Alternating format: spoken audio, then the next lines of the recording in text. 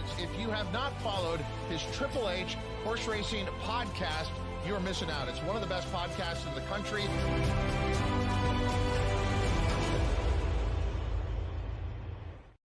Hello and welcome to the HHH Racing Podcast. On an unbelievable day, we are here to discuss the Kentucky Oaks all graded stakes late pick 5 that ends with the Kentucky Oaks. And we're, of course, going to be covering the Kentucky Oaks here as well. I'm your host, Howard Kravitz. Thank you very much for joining the show. The first thing I want to say is I cannot thank everyone enough. Our support on our podcast this week, live and taped, have been absolutely amazing. We've had thousands and thousands of views and listens. So thank you very much for watching the HHH Racing Podcast on this big week in horse racing. You can please make sure you subscribe on the bottom right-hand side of the screen. We'd appreciate that. Smash that like button below the video player and hit the notification bell on the top right-hand corner of your YouTube page. We are not done yet with our shows.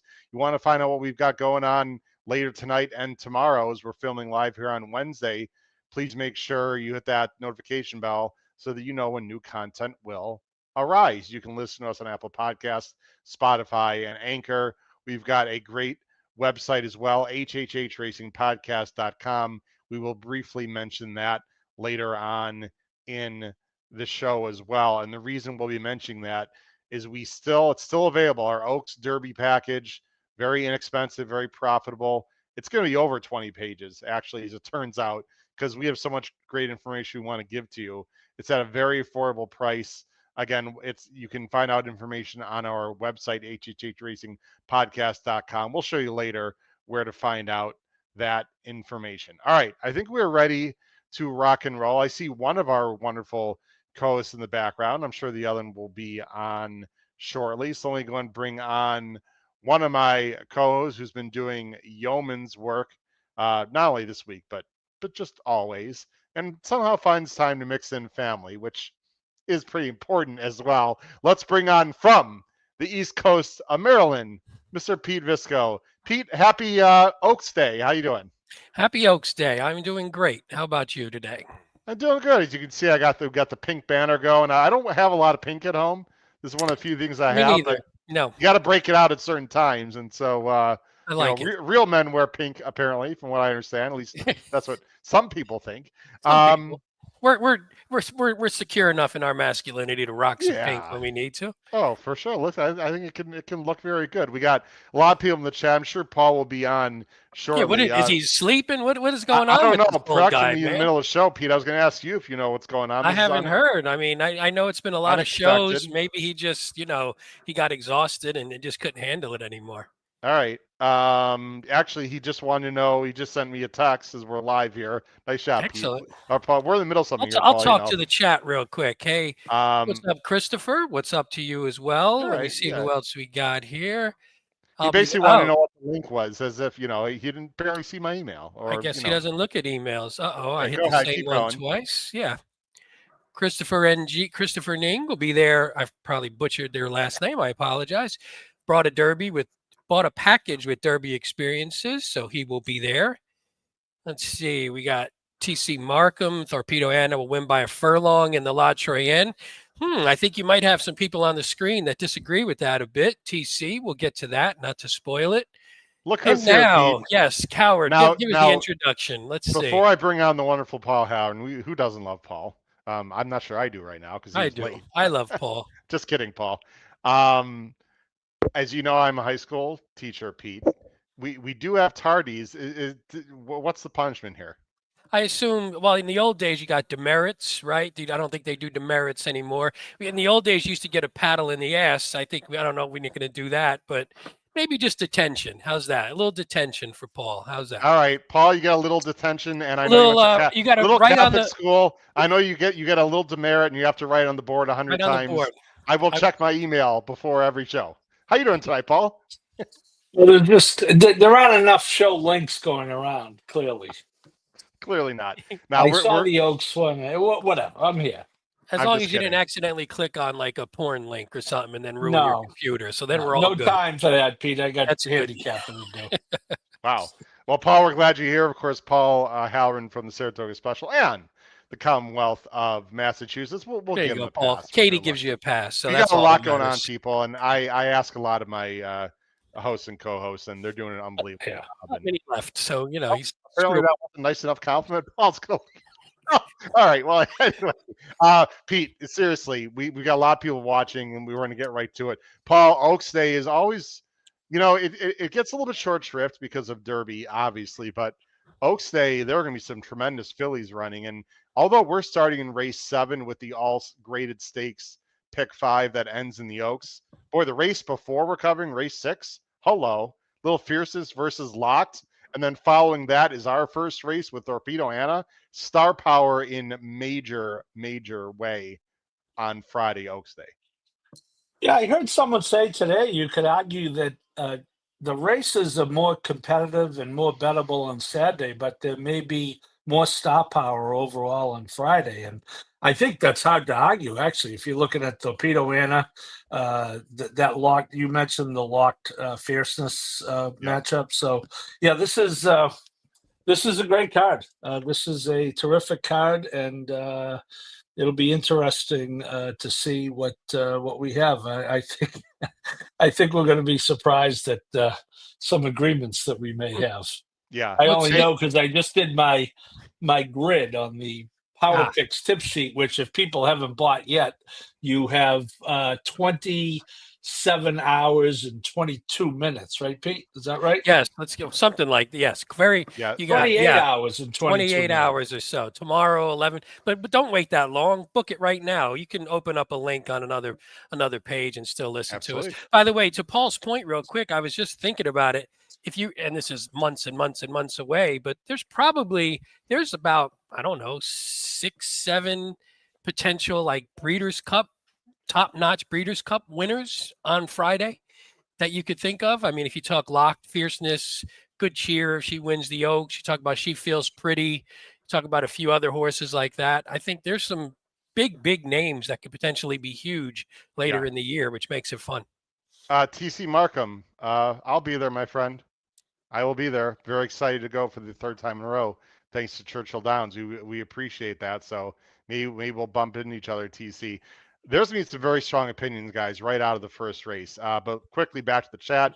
Bedri Oak Day. I hope I pronounced that correctly. What's up, Bedri? Saying hello. Dr. K, of course, is here. Boy, he is a strong force right now. Katie better look out. Dr. K is in every chat, on time, ready to rock and roll. Terry Frank is here in the chat. Okay, here we go. Now, Paul, if I make it less than 10 seconds, you promise not to show me a particular sign of vulgarity. You know what I'm talking about. Because Katie wants a weather report. I thought we covered this last night. Well, we didn't cover what happening Friday specifically, but look, I know we got thousands of people watching.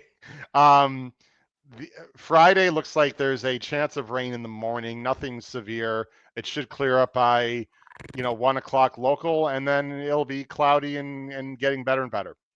So nothing. So basically nothing. Well, so we just wasted 8 seconds of our. No, I'm just kidding. Well, no, but what is important though, guys, in all honesty, is the turf might not be firm. It could very well be soft. It depends on how much thunderstorms they get tomorrow, Wednesday, and Thursday. It's scattered thunderstorms in the forecast tomorrow and Thursday. They got a lot of rain today, quite a bit by of the rain way. today. They got a lot of rain. They got a lot of rain early today.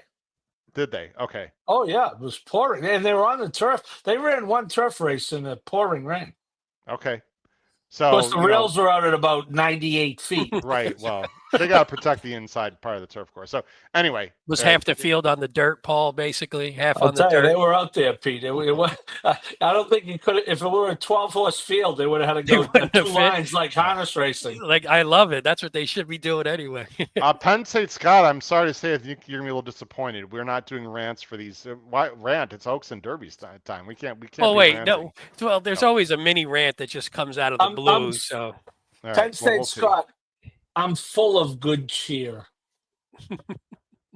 Wow, a little precursor to what's going to happen later. All right, guys, let's get into the pick 5. Now there are tomorrow, guys. I'm going to show. I decided to wait until tomorrow for this. We have our last show is tomorrow night, which is Wednesday, of course, 8 p.m. Eastern. Guys, at that time, I'm going to show all the specialty bets, the 2-day bets, like just everything. we're going to wait till tomorrow to talk about that because that is important. Some of these will lead into today's races as well. So we will discuss the 2-day bets, but we're not going to do that until tomorrow. Let's get into some of us, by the way, have another show, Paul. Some of us on the screen won't be sitting around drinking mint juleps. We'll be working on Thursday, but we won't mention which two that is. Pete, and don't forget the 11 people that are going to be watching. Hey, we have Santa Anita's our partner, and they're very well respected, and we love them. I'll tell you what. So we represent. Sunday is Get Out Day. Sunday at Santa Anita is Get Out Day. I got to spend the hundreds of thousands that I make on the Derby somewhere, so it might as well be Santa Anita on Sunday. Go ahead, Howard. Sorry to interrupt you there. That's quite all right. I know people are anxiously awaiting. Let's start with race 7, guys. There are many pick 5s on Oaks Day. This is the main one. This is the big one. And I'm going to a little bit selfishly and proudly say that this particular sequence, the Oaks Day all stakes pick 5 that ends in the Oaks, was home to my largest horizontal score ever when a horse named Abel Tasman won the Oaks, and the pick 5 paid about 35 grand and the pick 4 paid about 8 grand. And I had both of them that day. I can't remember the 2000. Oh boy, I can't remember the year now. But anyway, it was when Abel Tasman won the Oaks. So I love this sequence. I don't think we're getting this on Friday, guys. This could be very chalky, and it's gonna be interesting. And it starts at La Troyenne, the grade 1 here. $1 million. $1 million. Mile of 16th. Of course, this is for the girls. Huge favorite. And I get it in terms of the morning line. I understand it. Torpedo Anna, 2-5, is just really, really popular. She's very good. But I got to tell you what, guys, in the history of this show, and I have to go back and look at our, what are we over? I mean, with all of our shows combined, it's got to be 600, 700 shows and whatever. I can't remember one race in all of our years, guys, 4.5 years in shows, where there was a morning line 2-5 favorite, and all three of us are against the 2-5 morning line favorite. We are all, look at this, guys. We are all going 4-2-5. It's amazing. We're all going with Raging Sea at 9-2. Chad's got 2 in here. Everyone at home is, their jaws are just on the floor. They can't believe what we're doing here. Is it Kenny McPeak hate? No, absolutely not. Is it dislike of Torpedo Anna? Absolutely not. So everyone at home is wondering, what the heck are these guys doing? What are the reasons? Paul, I'm going to go to you first. Raging Sea, 9-2. I think that's ridiculous morning line. I think she's going to be more like 5-2 in my personal opinion. But why do you like Raging Sea to upset Torpedo Anna, the Grizzly Bear? Well, I have a couple of reasons. One is, Chad often has multiple horses, right? And there's been a lot of talk about, do they run to set up the other one? I think this is a case where one of his horses could really benefit the other. And I'm referring to, and I could be reading this wrong, but I think randomized is going to give Torpedo Anna no breather here. And look I know that in the what race was it? The distaff, we were there. Torpedo Anna just Raging Sea was never a threat. I just think this is a different dynamic. I think randomized goes and put me on the Torpedo Anna fan club, and you could say, well, she hasn't had a run that fast, but her last race speed figure was her slowest in over a year, right? That 93 in Arkansas. So it's 3 weeks back, which she's done before, and God love Kenny for running his horses. I just think that if she is going to be vulnerable, she's more vulnerable in this spot than she may be, down the road in maybe even a longer race where I think her speed is even more dangerous. So, yeah, I didn't expect all three of us to pick against her. Wasn't expecting that. But, I do think there's a chance that, Team Brown finds a way to take her down. Well, the time forms got randomized, and actually it's Torpedo Anna in third.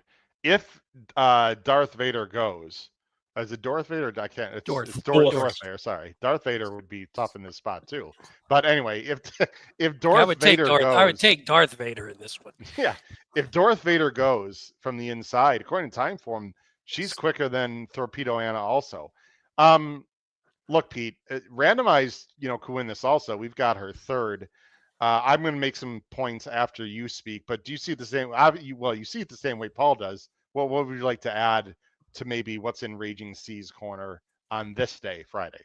Yeah, I mean, I think, and the chat's obviously mostly against the idea, and everybody, Torpedo Anna is the best horse in the race. But the one way you have to look at it, and if you're going to try and beat a 2-5 favorite, and I assume in my pick Wow. 5, I'm going to have them both, regardless of whether that's the best from an equity standpoint, because I'm not losing a pick 5 if Torpedo Anna, the horse of the year, wins a race.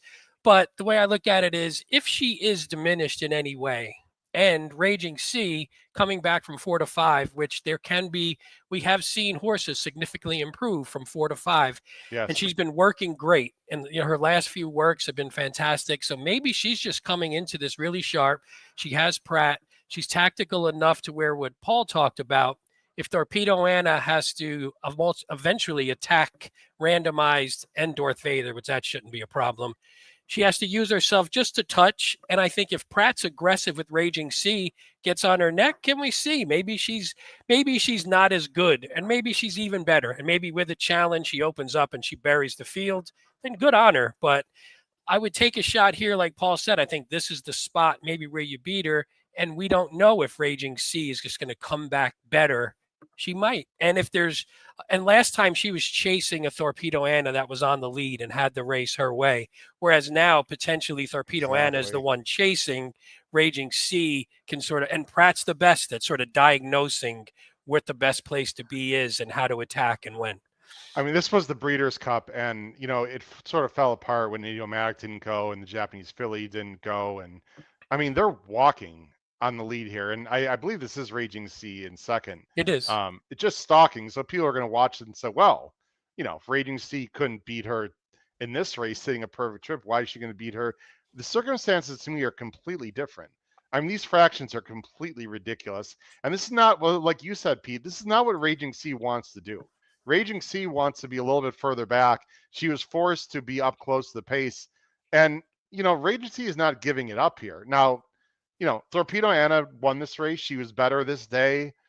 She wins, I guess, relatively comfortably, and she's a fantastic horse. But what's weird to me, Paul and Pete, and I feel the same way now, I think the chat is sort of an example of what I'm saying. There's some like unreasonable amount of love for Torpedo Anna purely from a betting standpoint.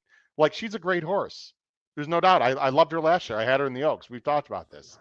But you have to bet with your head. And not only is Torpedo Anna not really progressing since last year, as Paul mentioned astutely, you could argue she's slowing down a little bit. Now, yeah, she won easily, but look, I'm a FIG guy. You guys are all FIG guys. Let's talk facts. Okay, let's not make up crap, all right? Let's talk facts. Torpedo Anna got a 121 time form last time. It's very good. Followed by 114. But last year, she got a 128 in the Travers. She's getting like 120s, right?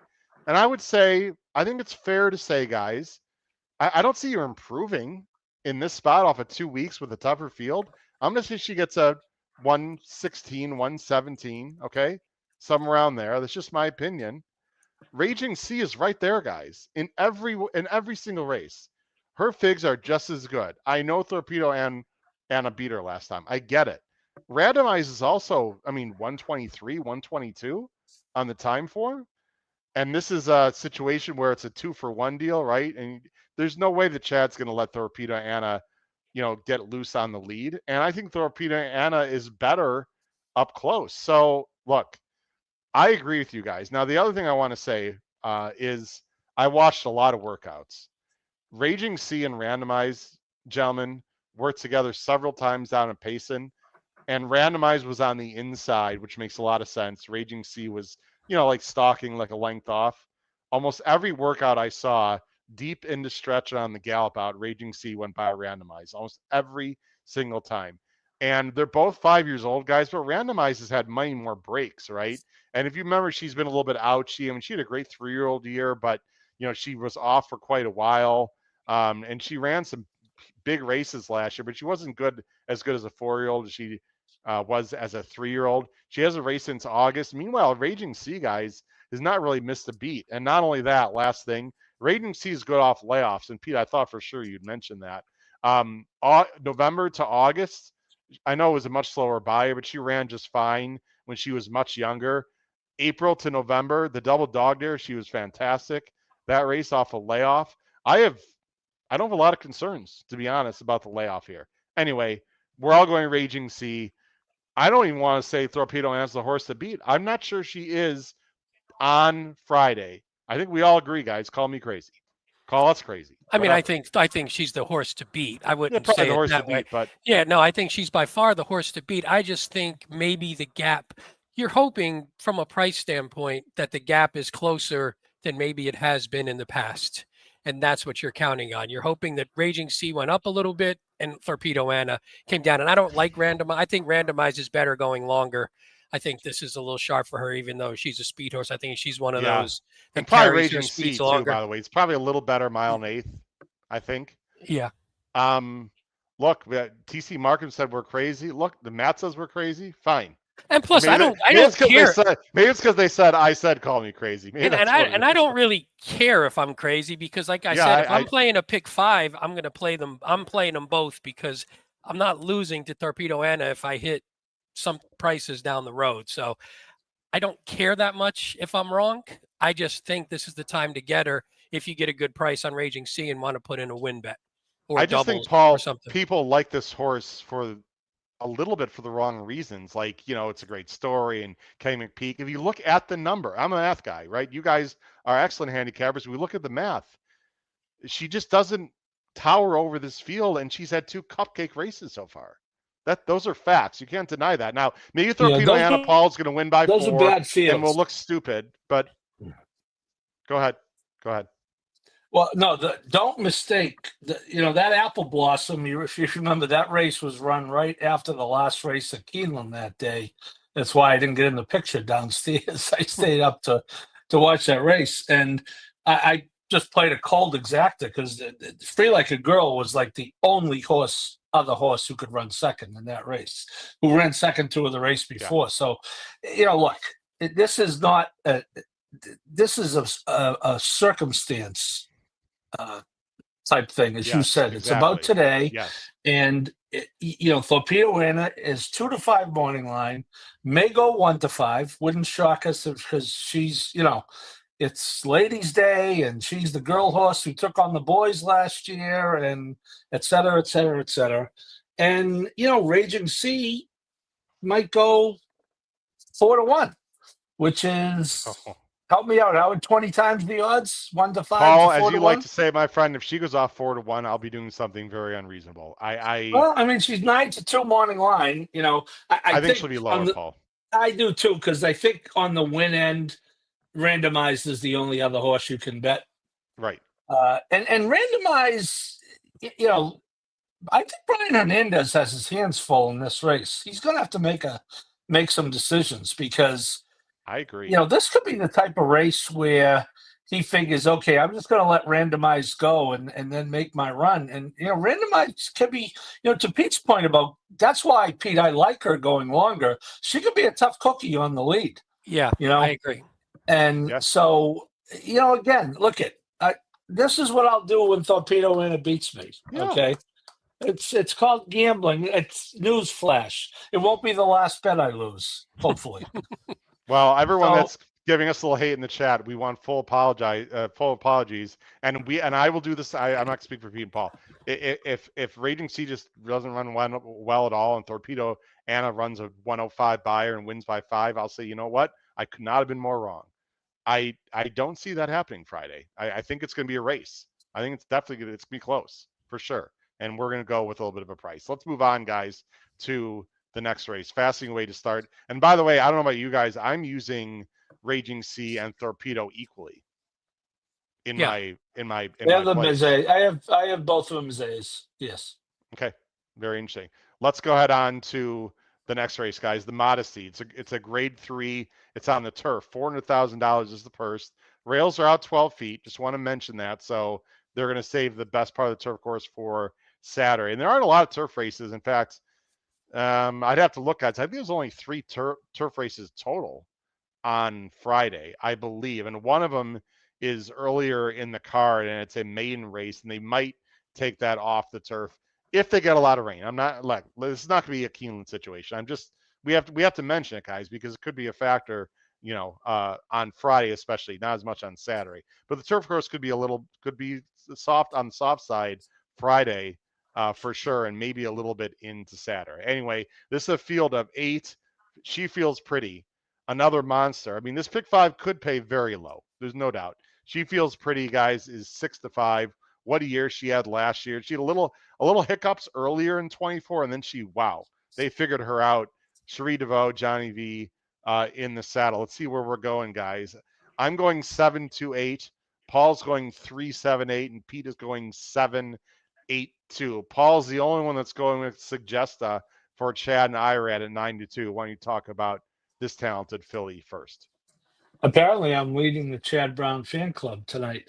Well, I thought, Howard, that belt, it's quite a layoff. I get it, but don't care with Chad. I thought that Belmont Oaks run was a very, very good run. Cinderella's Dream is a Charlie Appleby Godolphin monstrous who came back to be the favorite in the Breeders' Cup Filly Mare Turf and just missed the race that Moira run. It was 7th at the top of the lane and ran 2nd. I just think that race is legit. I think there's a very good chance this horse is going to the lead. And I think Irad might get fractions to his liking, and that she is not going to be caught, and I'm going to get a price. Wow. Okay. Well, Suggesta got away. Suggesta got away with very slow pace. Sorry about that. Got away with a very, very slow pace. She Feels Pretty came up and didn't go by her. This one She Feels Pretty wasn't as good as she was later in the year. And then here comes this train, Cinderella's Dream, who came over the top. And boy, Suggesta was very, very game that day. But the fractions were very, very slow. Now, according to Timeform, let's take a look at it because Mr. Hallen believes that the fractions are going to be slow again. So let's see what Timeform. Let's see what Timeform says here in this race.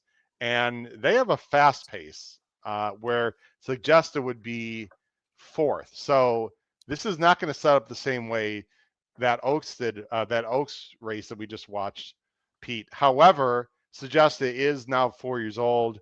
It's Chad. She can certainly improve.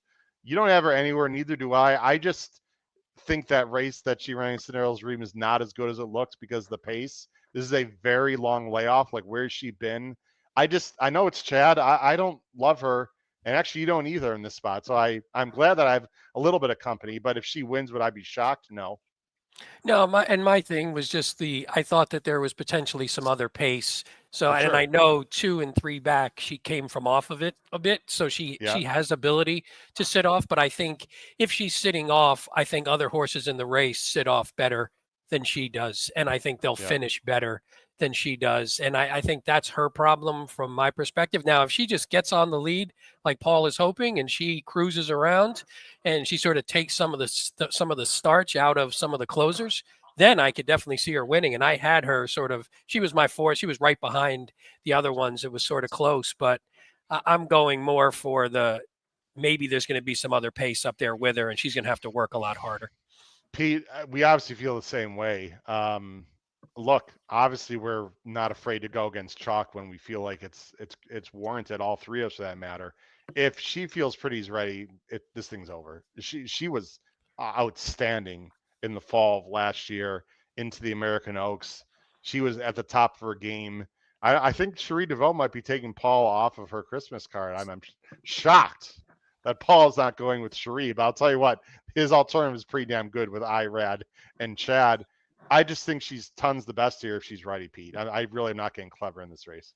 Yeah, and you talked about, how she wasn't herself yet. And As Right. simple as it may seem in some cases, they put the blinkers on, and part of the discussion Yeah, that that's a good Cherie point. DeVoe said was maybe she just loses a little focus late, and that's sort of what you saw in that race. Now, I don't know enough to know if that's what was happening, but you put the blinkers on this horse, and she exploded. I mean, from a result standpoint, from a figure standpoint, she just became a different horse, and we saw that talent before. So it's not like she was untalented and all of a sudden came out of nowhere. Yep.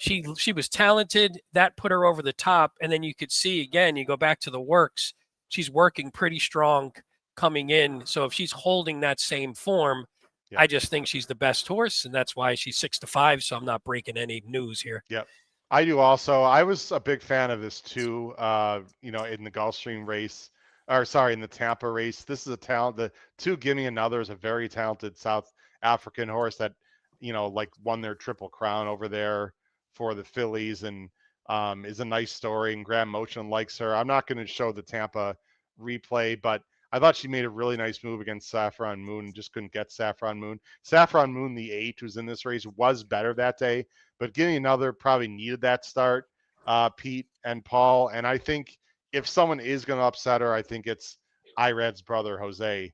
I assume you feel the same way. And actually, Pete, you've got the 8, in second, so I apologize. No, but I think that race showed We'll that. show it. I don't think the race was indicative of one being much better than the other. I think they're pretty close, and depending Doesn't upon the who layoff? gets which. Don't you think the layoff had? I'm sorry to jump on you there, but I mean, No, I agree. Isn't there a I better agree. chance that the South African horse, Gimme Another, improves more than Saffron Moon, or you don't buy that? No, I do buy that. I think Okay. second off and second time with motion as well. Yeah. So it's not just the layoff; it's second 7 time. and 8, everyone. 7 and 8 Yeah. being one on watch here. I mean, Saffron this was a fun Moon's race. Gonna get the jump. Just here, Saffron Moon got the jump, and Gimme Another just followed her, and yeah, I mean Saffron Moon was better, but not by a lot, and that was the first race in the United States for the 7. She's coming there. And she's coming, and I think they're probably on the same level, and I think Tripp can be the same thing. Who's going to get the jump on the other, and you don't know that, but you have Jose who's riding fantastic, and you have Pratt on the other, so you're theoretically you're going to get a good Tripp, at least from a riding perspective. So it's just a point of whether it opens up for him. Paul, was it just you just didn't think Gimme Another is good enough, or you have her on in 4th right there with Saffron Moon, or you just it was a coin flip. It was a coin flip with Saffron Moon. I do think that upon further review, Saffron, you hit the nail on the head. Saffron Moon just got the jump on her in that race. So yeah, I mean, I will have the 2 on my grid right in the middle. Not on the top line, but right in the middle. Wow, Ed Morales. Paul, you want to respond? Did Paul pick Sham over Secretariat? Whoa. Wow, Ed.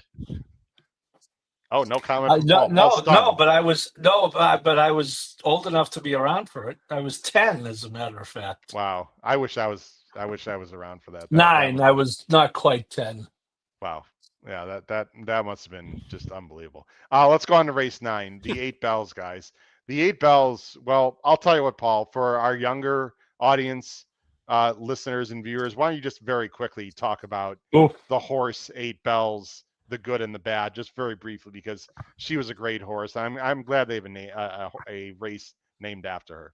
Yeah, Larry Jones, right? The trainer, I believe, and my memory serves that she broke down in the Oaks, right? Or after the Oaks, and it was. No, it was wasn't it the Derby? It was the Derby. She ran second, no? Oh, maybe it was, Pete. It was the Derby. Right against the boys, She ran second in the Derby against and then the boys. broke down. Okay. Yeah. Okay. I don't but it was remember just horrifying. Again, you can look it up, Pete. Yeah, I'll look it up. It's brings us, take the Maple Leaf Mel tragedy on Travers Day and multiply that by 10 on, look at a death is a death. I get it. But, literally, we talked about it last night, Howard. Literally, this is the day the whole world is watching horse racing. But anyway, second to Big Brown. Big Brown. Yeah. Big Brown. That's right. Out of the 20. And Larry Jones did a great, it was Larry Jones, Pete, right? I'm almost sure about that. I think so. Yeah. Yeah. Anyway, so Anyway, you're moving right, on. Howard. It's very appropriate that there's a race named for her and Yeah. that it's run on this day, even though she that was the Derby. She was a top female horse. It's very appropriate there's a race named for her this day. Yes. Grade 2, 7 furlong, $600,000. Of course, this is for the restricted 3-year-old fillies. Big field of 12. The morning line favorite is the number 12 for Cox and Saez, Eclatant, a very likable filly. Second choice is Verity, who ran a huge race for Owen Hardy and Vince Chaminade at Keeneland. I'm going 12, 5, 10. Paul's going 12, 10, 5. And Pete's going to go a little bit off the radar, 7, 5, 12 with Mandela at 15 to 1 morning line. This is a horse that probably shouldn't be 15 to 1, Pete. I know you like this horse quite a bit. I don't want to give a little tease to our Oaks Derby package that's coming out Friday. Talk about the number 7, Mandela, for Chris Hartman and Mr. Bejarano. Yeah, I mean, it's a little bit of a leap of faith because obviously she did just break her maiden. She only has 2 starts, so you're taking a leap of faith that she could jump up. And this is a really good field. It's not a great field though. So from what you would hope to see in a field like this, I think they're really good horses, not a great horse. So I think it's set up to where if Mandela can improve and it's not too much for her, I think she's good enough, and I think there's enough speed in here to where if she fires that run, she was super impressive in that last race. And again, you can show the replay if you want. I just thought she looked great, and she powered away. And again, it wasn't necessarily the greatest field, but that again doesn't always bother me if you beat them like they're not the greatest field. And she did that. And Chris Hartman, who I like, he's 3 for 10, 8 for 10 in the money, maiden winners last out in at Churchill basically these conditions and dirt sprints over the past few years. So he has no problem moving maiden winners up like this. Now, again, this is a pretty big jump into some solid competition, into a graded stakes. But I think at 15 to 1, she's talented enough where if she gets it done, this is one that I'm hoping could maybe blow up what looks like potentially a chalky sequence. Pete, I'm never going to talk anyone off of a price, and she's talented. I don't like the fact the fourth place finisher dropped 22 points to a 32. The rest of the field just doesn't seem that good. She was on her left lead the entire length of the stretch. She's very talented, and that's why you're going to get a price. Yeah, because she's got things to work out. But I think for her to win, she's really going to have to improve and put it together. But the fact that she was on the wrong lead, Pete, and still went on like that, was powering away still. 110 and 3. This is a very talented horse, Paul. I'm using her underneath. I just think it might be a little bit too much too soon, Pete. But I like your pick. I think that's a very interesting selection. Paul, you and I are going to go with I suppose you could say more logical horse. Although we wish Pete good luck with his price shot there. We're going to go with the 12, and I really like this horse. I'm going to let you talk first. Eclatant, again, it's not creative. It's not fancy. I don't think she's going to be a big favorite. This is a relatively wide open field here. 5 to 2. I think we might get that, or maybe 2 to 1. Won the forward gal. I love what I saw at Gulfstream, Paul, out of this horse.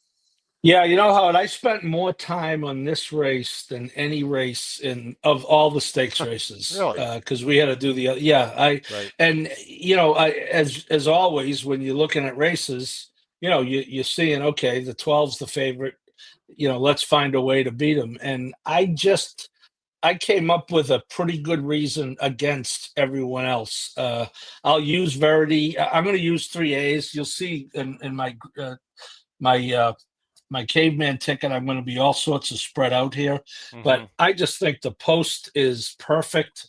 That race last time, as you mentioned, was terrific. And she's undefeated minus Good Cheer and Quiet Side. That's pretty good. That's her loss, to the horse who's going to the top 2 choices in the Oaks. So yeah, it's kind of odd, Howard. This is clearly my top pick, but I am going to spread out on a caveman type basis. I am going to spread out because I thought there were a lot of other good choices, but not quite good enough to make them my top selection, if that makes any sense. I 100% agree with you. And I talked about being able to close at Gulfstream.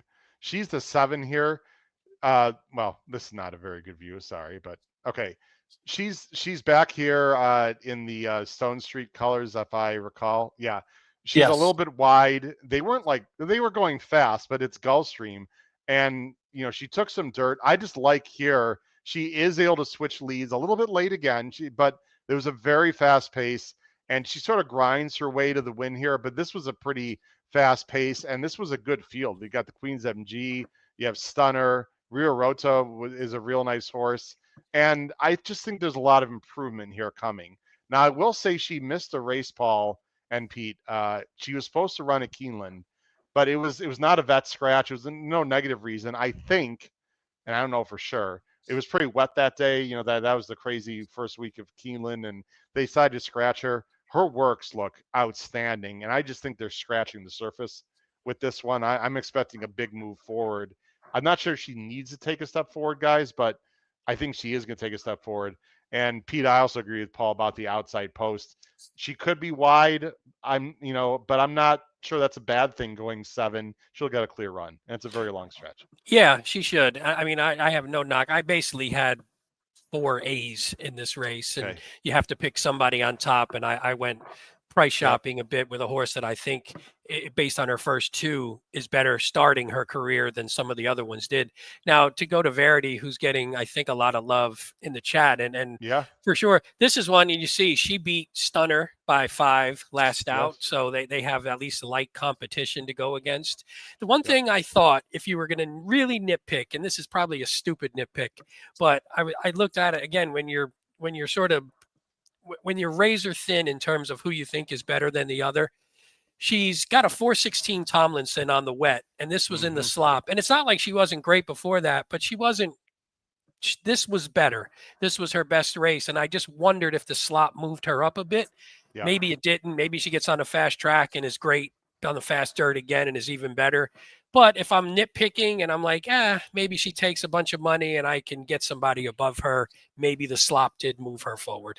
That's the only. Pete, I agree. No, I agree, Pete. Here, again, she's real good, but she won her 2 wins on synthetic and 1 in the slop. She did get beat on the Churchill Downs fast dirt, albeit only by a head in a maiden race. But Howard, just going back to Eclatant, that you talked about liking that race. Did you see what the horses have done coming out of that forward gal? 3 horses have won. 4 horses have run second. And those 7 increased their buyer by an average of 6.5 points. Yeah, no, 70 to 77, 75 to 80. Like, this is why, and again, Pete, I'm not poo-pooing your pick, but I mean, when you compare this field compared to the field that the 7 beat, I mean, it's night and day. But that's why it's 5 to 2 against 15 to 1. No doubt about it. Well, that's more pointing it out for the viewers. If the 7 was like 4 to 1, then I'd be like, that's nuts. Because no, exactly. Yeah, and that really wasn't a knock on your pick, Pete. I'm just no, and I don't don't care about that. No. I'm just saying, at least it's baked into the price, and you're not getting screwed by having an underlay. Now, I think there's quite a bit of speed in this race, if I recall. Let me look at the time for me. This is projected to be a fast pace. They don't even have the 5 on the lead. I think you guys will agree with this statement. If the track does come up a little bit wet, you have to move up Verity. I mean, I'm not saying she'd be my top pick, but I would like her a lot more than I potentially will on Friday. I do like her anyway. I've got her second. If the track is wet, that's obviously going to help her. It's not exactly, it's not anything genius there, but something to mention. Also, the in that Verity race, the favorite did no running at all, and people are like, well, that doesn't matter. She beat who she beat. I understand, but Stunner was not very good in that race. Maybe Stunner shouldn't have been those odds, but she blew by that horse, and GW's Girl did no running at all either. So it's going to be interesting. Let's quickly, guys, talk about the 10, and we got to move on. A little host fail. We took a long time on the first race, but for good reason, maybe. Impulse Buy. I know some of our other co-hosts on the show like this horse because I've gotten a sneak peek into our Oaks Derby package that's going to be coming out Friday. How do you feel about this horse, Paul, for Pratt and Rudy Brissett? Yeah, I think she's formidable. I really do. She showed a good two good races. She did lose to Stunner, but I thought she ran well last time. I'm not I don't know how great the field was, but she's very consistent with her numbers. And yeah, she's going to be, as I said, I have 3 A's in the race. She's one of them. And I'll tell you another thing, Howard, and I know we got to move on. Yeah. Don't sleep on the 11 in this race. Hmm. Coming out of a very tough Ashland and her Santa Ynez race at Santa Anita, she was very, very game. And she's going from Gutierrez, Mario to Rispoli, which, no disrespect, Mario, is a huge upgrade. I had her right behind my top choices, Paul, because she's 2 for 2 sprinting, and the rest is a muddy, but not bad. But the last 2 are terrible routing, and she just isn't as good routing. But Cut you get back, her though. back sprinting, yeah. She's That's all. fast, but the problem is there's a fast pace projected. So Yeah. I don't like her as much as you guys do. I just think she's slow. I understand there's a good point there about the, a 2 for 2. But again, she's doing on West Coast tracks and against weaker competition. I don't know. She's inching underneath, I suppose. I don't like her as much as you guys do, but I respect the opinion, of course. By the way, Bourbon Memory, a lot of people were asking why we don't like Bourbon Memory. I don't know if you want to hit it just for like 2 seconds, Sure. if you have a thought. Hmm. She's a tough, she looks great. I mean, she's 4 for 4. She's just, there was no knock. It was just, maybe I just want to see it. And I'm not sure. Coming off the 4 synth races, that was it. It wasn't anything bad. I just liked others more.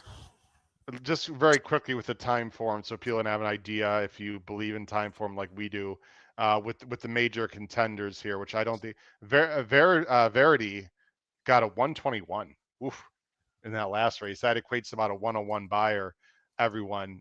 So just remember that 121. Mandela 107. So obviously a work in progress, but that was only your second lifetime start.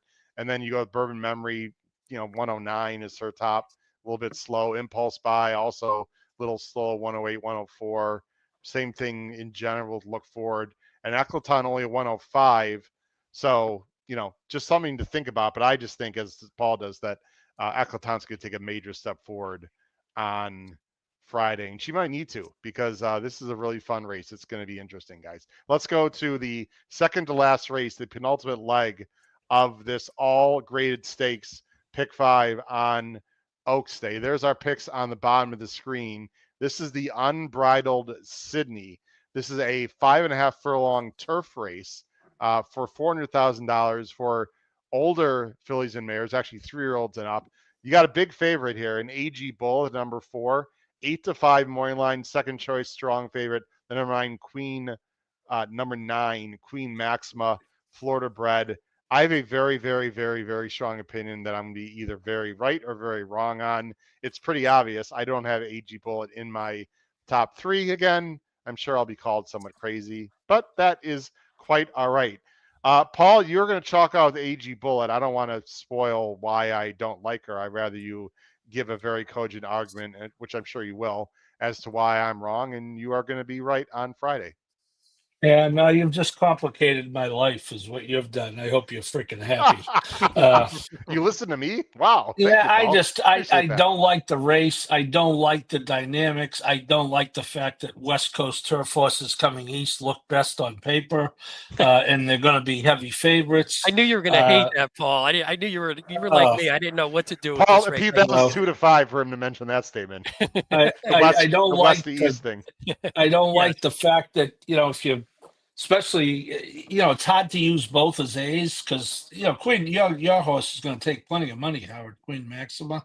Yeah. So, I do think AG Bullet is very fast. She's got caught last time going a mile. Oddly, she's never run this exact distance, although she has run 5 furlongs. That would be the concern. I think if you want to try to, and I'll let you talk about how you're going to beat her, but the concern would be that she's fast at longer and may not be quite as fast in this 5.5 furlong setup. So yeah, I hate my pick. I don't like the race. I will be, if I'm alive, I'll be playing some other horses in this race. Okay. Pete, you and I both have the 9 AG Bullet, by the way, is very talented. You can't. She was awesome last fall. I mean, she surprised a lot of people. Baltus got her really good last I year. mean, I you look mean, at those really good. names on the PPs. Oh, it was It's hard to unbelievable. go against, man. We're going Queen Maxima, who has recency and is a younger filly by Buchero for Juan Hernandez, and gets a wider trip. You might say that's not as good, and she's definitely slower than AG Bullet now, but she's improving and in really good form right now. Yeah, she is. Again, I didn't like this race. I have no confidence in my pick in this race. I was looking at going, how do we beat AG Bullet and which horse is going to do it? And I like Mullins. He doesn't travel very often. He No. is 1-for-1 at Churchill, if that means anything. In lifetime, so or not lifetime. In the last 5 years, he's 1-for-1 at Churchill. So I'll take that over nothing. But I agree with you. I think she's at least improving. Now she still has a ways to go to catch up to AG Bullet, but she is on the improve. She's very tactical. She could sit just off the speed here, and the AG Bullet could be the speed. So if she has to run her down, we'll see. I don't know. I don't have like a super strong argument. I just think maybe she's a little bit sharper right now because she's super sharp, Mm-hmm. and AG Bullet is coming off at least a little bit of a layoff. So if you catch her not as sharp, while Queen Maxima is very sharp, Yeah. maybe this is when you get her and she can jump up enough. I see neither one of you guys has a Penis Hope, and this is a horse I'm usually against because we've talked about this coming from Gulfstream. Guys, I don't know about the 5.5, but boy, she fast. I mean, she is a complete rocket ship out of the gate, and I love the fact that she draws outside of AG Bullet. If she was inside AG Bullet, I wouldn't like a Penis Hope at all. The fact that she draws outside and probably will outbreak AG Bullet and get her off the bridle, to me, is a big advantage. And the reason, guys, that I don't like AG Bullet, um, there's a few reasons. I will say this very strongly. If the turf is on the softer side, I would not be shocked if this horse scratches. And the reason I say that is she basically has one bad race on the page, guys. And look at where it was at Churchill on a good turf course. Okay, on Oaks Day last year. That's when Chili Flag won. I was there. It says good. It was more on the softer side. I don't think this horse wants any part of a softer turf course. And you could say, well, Howard, that was a mile. She doesn't want to go a mile. Really? She almost won the matriarch and she ran well in the Grade 1 First Lady. So I don't think the mile's the issue. And around that race, guys, she got 88 buyers. So, and then she ran huge at Kentucky Down. So it's not that she can't travel. It's not that she doesn't want the distance going a mile. It has to be, I don't have any other reason, unless there's something we don't know, that she doesn't run very well on soft turf courses. Now, if they don't get as much rain, guys, this week and the turf is firm, I will absolutely change my opinion on this horse. I want to say that publicly. I will move AG Bullet up. But I don't like the fact there's a lot of speed on her outside. This has got to be a means to an end today, guys. Right on Friday, right? I mean, it's the first start off the layoff. I don't think she's going to like run a hole in the wind. I just don't see it. So I'm against AG Bullet. You can't play every chalk in this sequence, guys. It'll pay $20. I do want to mention a horse very quickly, and we're going to move on. Gavea, and Pete, you've got this horse third, which I love. That gives more confidence. This is a German bred, and these German horses love the off going. If it is a softer turf course, and this is Flavian, if it's a softer turf course, look out for Gavea late. I don't think she can win, Pete. I think she's fascinating at a huge price underneath. While some of these horses might be battling and struggle with the turf course, this one's going to be flying probably down the middle of the track and might, here we go, Matt Miller, clunk up for third and maybe even better if things really work out. I think she's the real interesting Mandrella horse of this race. Yeah, I didn't even mind her on the as a potential win end just because you do get Pratt and she has won those last two on firm. And the thing I did like, if the pace heats up and if AG Bullet is a little short, yep, but the pace heats up a bit and they come back, I think she's going to be coming. And I at anytime I can get the Pedro, no knock on Pedrosa, anytime I can get the upgrade to Pratt and get Pratt on a horse that could be taking advantage of a hot pace, no doubt, I'll take that at 15. Yeah, I think she's interesting, at least underneath. All right, I know she looks slow, but I just have a weird vibe on that race. I don't know. We'll I see. hated it. I was like Paul. I hated it while I was handicapping. I was like, I don't even want to pick this race. I'm just going to pick some horses, and I have no confidence in that one. Hopefully, I can just get through it. Here's what we're going to do, ladies and gentlemen.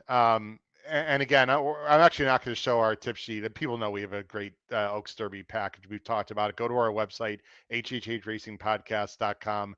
Click on the top Power Picks tip sheet. You can find out all about it. We also have a regular tip sheet. Look below the video player. That comes out on Saturdays.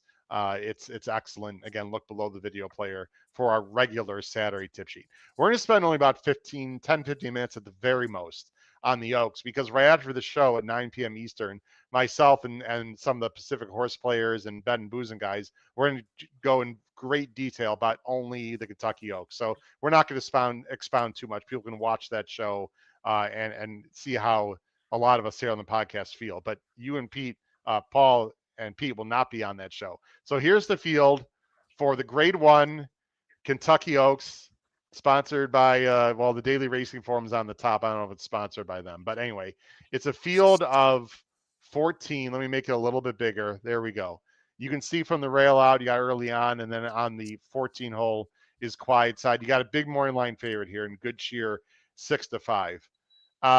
This race, guys, I've gone back and forth on this, Pete. I'm waffling. And by the way, waffles, very underrated food. Really good. I don't like waffles. Waffles. I don't like waffles as much for breakfast, but more often than I need to have for my stomach, I eat waffles and ice cream sandwich, where I make waffles, toast waffles, and put ice cream in. I have that probably 4 times a week, which is why I wear baggy t-shirts a lot. Yeah. Okay.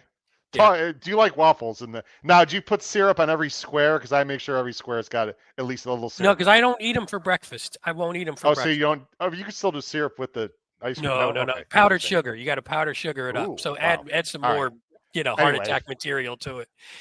I'm going to let Paul first talk about Good Cheer. Let's go to our picks on the bottom first of all. I'm going 10, 11, 14. Paul's going 11, 6, 14. And Pete's going 11, 6, 14. Wow. Look at me and you, Paul. Beautiful. Look at that. Paul, as you were stepped out there for a second, I've gone back and forth on Good Cheer, and I've just made the final decision that she doesn't have to win. At first, I was like, she's not going to lose. She just towers over. I did a deeper dive this week. Look, anyone who I know, Matt Miller completely disagrees with me, and some people I respect thinks Matt Bernier just thinks she's just going to roll and she's just much better than everyone. I'm not so sure. I want you to go first. Talk about this very talented, undefeated Godolphin filly. Well, I just think it's pretty simple. I'll be curious. You can make a case for others. I'm a little concerned with Take Charge Milady's foot issue that's been ongoing, although she looked pretty good on the track today.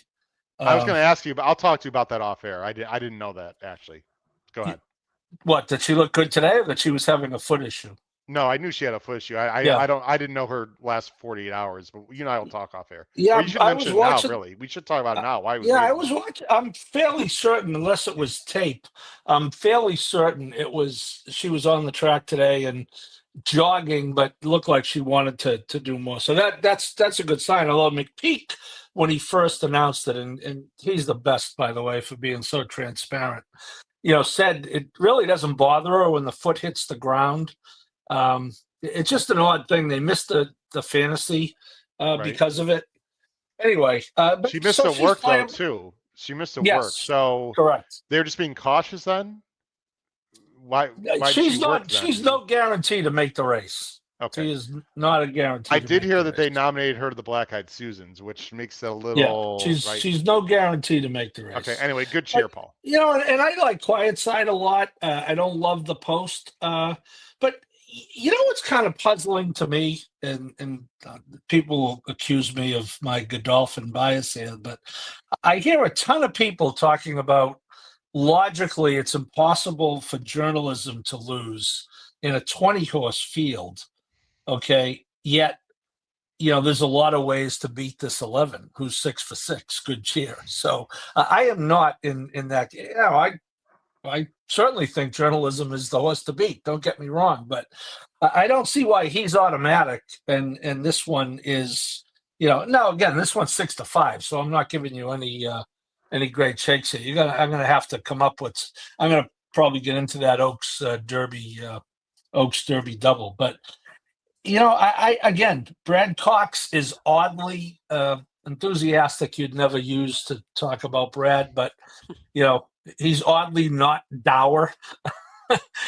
Brad is a pretty low key guy, and he's. I think this horse is the real deal, and I think similar to a Godolphin Stallion Nyquist, I think she does what she has to do to win, and she's going to be a favorite that people are going to try to beat. And if they do, you'll be beating Paul, but I'll still come back and play the races on Saturday. Paul, when she broke her mate, there's 2 races after this, Paul. Good. Sorry, point, Howard. Pete. The get out.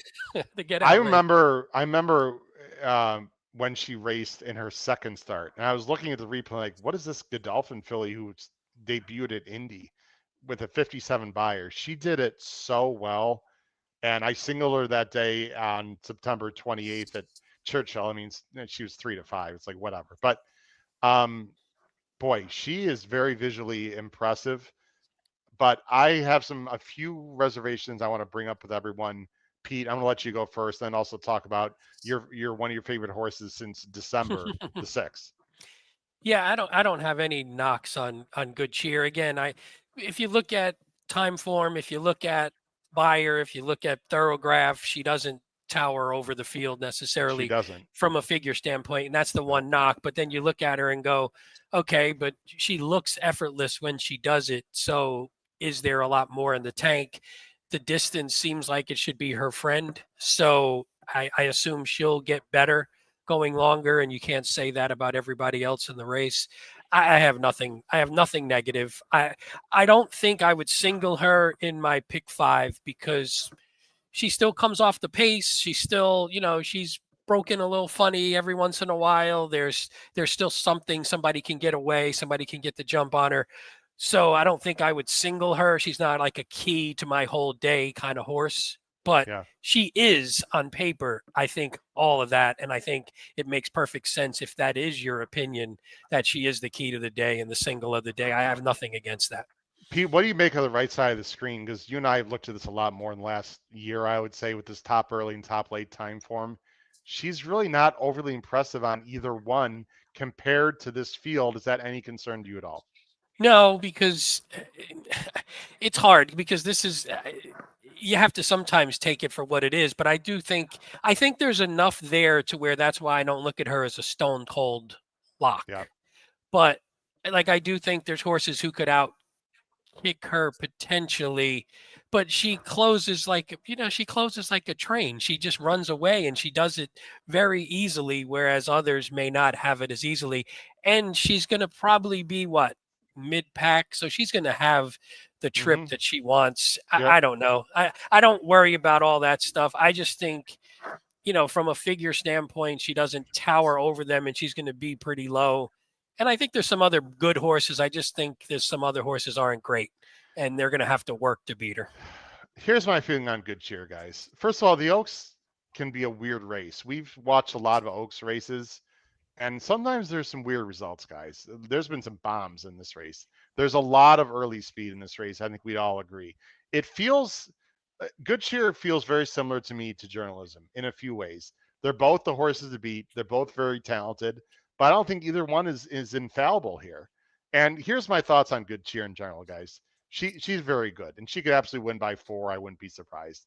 Look at the time form. Just keep this in mind, guys. 110s, she paired up. Now, if you want to think she could take a step forward, I can't argue that, okay? She might be better than those 110s. Maybe she runs a 115. I don't know. Simply Joking got a 112 in her last start, all right?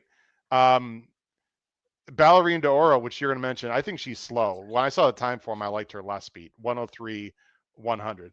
Lacara got a 113 in her win. 5G has run 109, 113. Tenma's got a 111 and a 107 in her back pocket. Take Charge Milady's not that far off, 105, 107. You could argue with her foot, maybe she won't improve. Bless the Broken, who's a complete bomb that I'm actually a little bit interested in, got a 112 at Turfway. Now, maybe people are going to say, well, that was Turfway. Well, She closed, and maybe she's improving. Quiet side 113, 107. I mean, guys, again, the math is the math. Good Cheer does not lay over this field by the numbers at all. She just doesn't. She'll be lucky if Walt. she hits the board. She'll be lucky to hit the board. I mean, at this rate, Well, at this look, rate. I mean, she's the horse to beat. I've got her second. I'm just making But a Howard, some of simple those point. horses you cited figures for. Do you think there's a 1% chance they're going to beat her in this race? Yes, Okay, absolutely. You go bet Simply Joking. Well, the and problem have fun. the problem is Well, actually can like I- four of the horses you named were all speed horses who I think that's the problem. They're going to compromise fair, each other a fair. bit. Let me give you one other reason for people just to think about. And again, if people think Howard, Pete, Paul at times we're crazy, we're going against Good Cheer, we're going against Torpedo Anna. Great. If you love those horses, everyone, go put your life savings on them. I'm not saying they're bad. I'm not saying they're not talented. Everything is situational. Here's the other thing, guys, that convinced me that Good Cheer could lose Friday. And Paul, if she wins, I'll be right there, applauding. Great horse. She right? certainly can lose, but when we're talking about Bless the Broken's time form at Turfway, I mean, what the frick are we doing here? Well, I don't think Blessed Broken's probably going to win, but I don't think she's completely out of. I don't think she's impossible. Just let me say one more comment, okay, and then I'll shut up. The one thing you can't deny also, Good Cheer has not faced these horses. Like, there's a lot of horses in this race that she's never faced. Now, she faced Quiet Side, right, and she beat her by 2, but I looked carefully. She's never faced Simply Joking. She beat Quick Kick, but I don't think Quick Kick is really that good. She's never faced Ballerina de Oro. She's never faced La Cara. She's never faced 5G. She's never faced Tenma. She has never faced Take Charge Milady. She's never faced. Actually, she beat Bless the Broken. Okay, by 7, no doubt. I mean, Bless the Broken's is an outsider, and she beat Quiet Side by 2. Like, who is Good Cheer faced? That's the one. That's the other thing. I'm like, she's blowing by horses that are not really that good. Anyway, take it or leave it. That's just my opinion, guys. I know. I like Quiet Side coming in, Paul. I know. I was actually like Quiet Side too. Quiet Side on top. Yeah. I didn't love the post. The post sort of scared me off. That was the out of the 2 days of post stuff. That was the one that I was like, man, I don't like that very much. And I'm not a post person. Yeah, you guys hit Howard that. and I talked about that on the Howard and I talked about that on the live show Saturday night during the draw. That he asked me what I thought, and I just thought that obviously Citizen Bull anyone getting the 1 in the Derby, I don't care what gate they use, is a negative. But I thought the 2 biggest stories were Journalism and East Avenue drawing very well, and Quiet Side not drawing well. Now, having said that, she did win the Honeybee out of the 12. Yes. And she is tactical, and she has Jose, and I would add Quiet Side right on the A line with Good Cheer minus that post. I have her as a B for that reason, but I wouldn't rule out. She is clearly the second choice, but I just think it is difficult from out there in this type of field. Probably. I want to say one thing, Pete. I want you to finish Ballerina de Oro, and then we gotta close the show. I will change my pick if Take Charge Milady. Well, if she scratches, obviously I'm changing my pick. But I don't know if I would still pick Good Cheer on top. I think there's just way too much value in beating her. Take Charge Milady's had foot issues. I love her. If Kenny runs her, guys, I just don't think Kenny is the kind of guy that would take a chance. I think if she runs, I think she's very live, and I think it could be fast. There's talented, fast horses early. Quickly, Pete, talk about Ballerina de Oro, and then we'll wrap up the show. By the way, I love Take Charge Milady, so I'm putting her on the A line if she runs, because that's where I liked her anyway. Yeah, I was just a little worried that she might not make it. Ballerina de Oro there's no way I'm not putting her on the A line, because if she wins, I'm going to be pissed. And that's as simple as that. I like this horse. And I think the last race, she was slow, and she's been slow, but she hasn't gotten pace in any of her races. And there's a crap load of pace in here. She gets my guy Pratt back up, which I never feel bad putting Pratt on a ticket. And she ran goofy last time and still won. And if Chad can figure her out a little bit, Hey, that sounds familiar going into Derby Oaks weekend. Chad trying to figure out a horse who can't run straight. Let's see if he could figure her out with Pratt, right? Wasn't Pratt also on I believe Sierra? so. Yeah, right. Yeah. So yeah. No. Oh That was Tyler. no. Sorry. Yeah, sorry. Never You had mind. to My remind bad. me. Yes, but Tyler forgot he had a We left hand and almost left made hand it, start. Howard. We almost made it through the show. I know we almost did. Paul, let's go to the best bets, guys. Sorry, Pete. Best no, bets. I'm done. Race 8. Paul makes very strong opinions here. He's going a $5 pick 4, so he's going to try to hit it 10 times. He's going again with a pick 4, not a pick 5 here as his best bet. 3-7 with 1-5-7, 10, 11, 12 with 4 with 11. So you are singling who, Paul? AG Bullet and Good Cheer. Oh, you're going to single both of them, right? Okay. And I think, again, obviously we've talked about this ad infinitum. Your 9 can win, but I can't double the cost of the ticket by using both in that race. But again, AG Bullet to me is very situational with the track, with the that's a condition good of point. the turf course is a very, very big factor for me. I don't want to mislead anyone. Pete's going best bet, 7th race. He's playing daily doubles, 4 with 2, 3, 7, 8. And then race 11, he's going to do an exacta Dutch, 11 over 610, which means he's going to bet the 11-6 and the 11-10 exactas different amounts to get the same result, and then go the other way with it 6-10 with 11. Yep. Yeah, nothing too crazy. I was going to take the shot with Raging Sea just as I think it could pay well if we can beat Torpedo Anna. I'm going to go to race 7, guys. I really like Raging Sea. Look, I have nothing against Torpedo Anna. She's a great animal. I think she's overrated.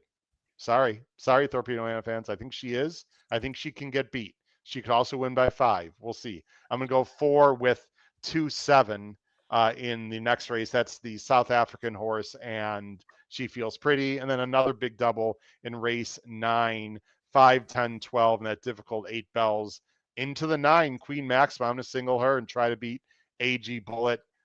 Even if AG Bullet runs and it's softer, I would like that even more. Obviously, if she scratches, that changes the whole complexion of the odds. I'd probably do something different. Guys, any final thoughts on late pick 5, Oaks Day? It's going to be fantastic. I think I'll leave it at this and let you guys have 30 seconds and we're done. It could pay $75 or it could pay $5,000. Yeah, I agree. Yeah, you got to just beat a couple of those favorites. Yeah, no, because you're going to have Torpedo Anna, whatever odds she is on the board, she's lower in the pick 5. Right? Yeah. Do you think she'll be? You said you think she'll be 1 to 5, Paul. I said she could be. I don't think she'll be above her morning line. Yeah, I wouldn't be surprised. Yeah, she's. Wow. Look at it. People have heard of her, Howard, and everyone. These are the 2 days people bet, more so on Saturday. But for those of like yourself that are going, right, the poor the poor slobs who don't have credentials like yourself, those are all 2-day tickets, so they're going to be there and they're going to be betting. So I think she's bet. All right, Pete, anything else you want to add? No, great day, great races, locked fierceness that we didn't talk about. That's a fun one. Right. Well, there is an undercard Oaks show that I just put up on YouTube, by the way. It was taped. So undercard races on Oaks Day are up on our YouTube site right now. Pete Visco, Paul Halloran, my great co-host. Thanks a lot, guys. We have one more show left, guys. One more show tomorrow night. This late pick 5, the all graded grade 1 stakes pick 5 on Saturday. Holy crap! That one's not paying $75. Howard. That is that's a Breeders' Cup sequence. That is unbelievable. We can't wait to talk to you about it tomorrow night, Wednesday night. Last Derby prep show, 8 p.m. Eastern. For Pete Visco and Paul Halloran, this has been your host Howard Kravitz. Crush your bets on Oaks Day. Show is coming up in 15 minutes with some younger guys and myself to talk about the Oaks in more detail. Take care, everyone. Have a great night. Bye-bye.